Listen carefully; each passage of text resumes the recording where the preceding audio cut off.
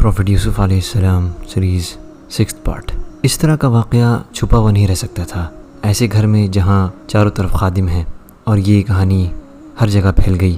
عورتیں زلیخا کے اس برتاؤ کو بہت برا ماننے لگیں۔ انہوں نے کہا، جیسے قرآن میں ہے ترجمہ جس کا ہے، اور شہر کی عورتیں گفتگو کرنے لگیں کہ عزیز کی بیوی اپنے غلام کو اپنی طرف مائل کرنا چاہتی ہے اور اس کی محبت اس کے دل میں گھر کر گئی ہے۔ ہم دیکھتے ہیں کہ وہ صریح گمراہی میں ہے۔ ان کی ان باتوں سے زلیخا کو بہت تکلیف پہنچی۔ وہ یہ اچھے طرح سے جانتی تھی کہ کسی عورت کے لیے یہ ناممکن ہے کہ وہ یوسف علیہ السلام جیسے خوبصورت انسان سے دور رہ سکے۔ تو اپنی اس بیچارگی کو ثابت کرنے کے لیے اس نے یہ پلان بنایا کہ ان عورتوں کو بھی انہی حالت میں ڈالا جائے۔ تو اس نے ان سب کو کھانے پہ بلایا۔ کوئی بھی عورت اس کھانے کو مس نہیں کرنا چاہتی تھی کہ ظاہر سی بات ہے یہ دعوت عزیز مصر کی بیوی نے کی تھی، اور وہ سب دل ہی دل میں یوسف علیہ السلام کو دیکھنا بھی چاہتے تھے۔ زلیخا کی کچھ دوستوں نے کہا کہ وہ تبھی آئیں گے جب وہ انہیں یوسف سے ملوائیں گی۔ یہ دعوت صرف عورتوں کے لیے تھی۔ کھانا چالو ہو گیا، ہنسی مذاق ہو رہا تھا۔ ان عورتوں سے کہا گیا تھا یوسف کے قصے کو نہ چھیڑیں، لیکن ان عورتوں کو بہت شوق لگا جب زلیخا نے اس ٹاپک کو کھولا اور کہا، میں نے سنا ہے کہ کچھ لوگ کہہ رہے ہیں کہ میں یوسف سے پیار کرنے لگی تھی۔ سب کوئی خاموش ہو گیا، تمام لوگوں کے ہاتھ رک گئے اور سب کوئی زلیخا کو دیکھنے لگے۔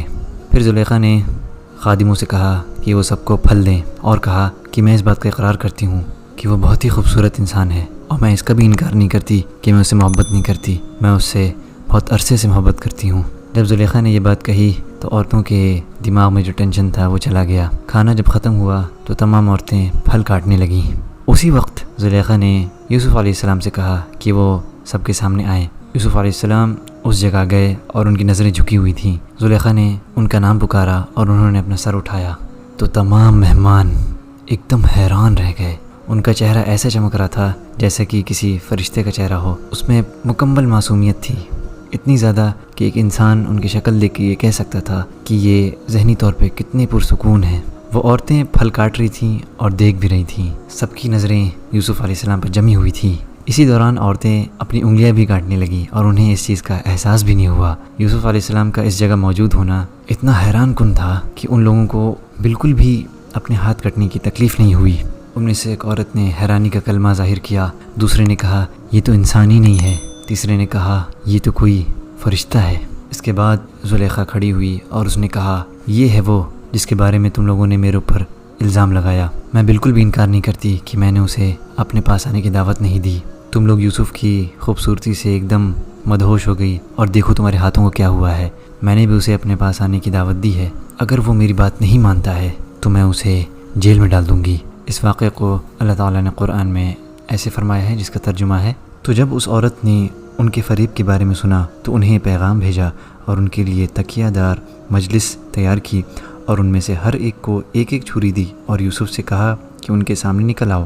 اب جو ان عورتوں نے یوسف کو دیکھا تو انہیں حیرت انگیز حد تک حسین پایا، اور ان کے حسن سے مبہوت ہو کر اپنے ہاتھ کاٹ ڈالے اور بول اٹھیں، حاشا للہ، یہ شخص کوئی انسان نہیں ہے، ایک قابل تکریم فرشتے کے سوا یہ کچھ اور نہیں ہو سکتا۔ عزیز کی بیوی نے کہا، اب دیکھو یہ ہے وہ شخص جس کے بارے میں تم نے مجھے تانے دیے تھے۔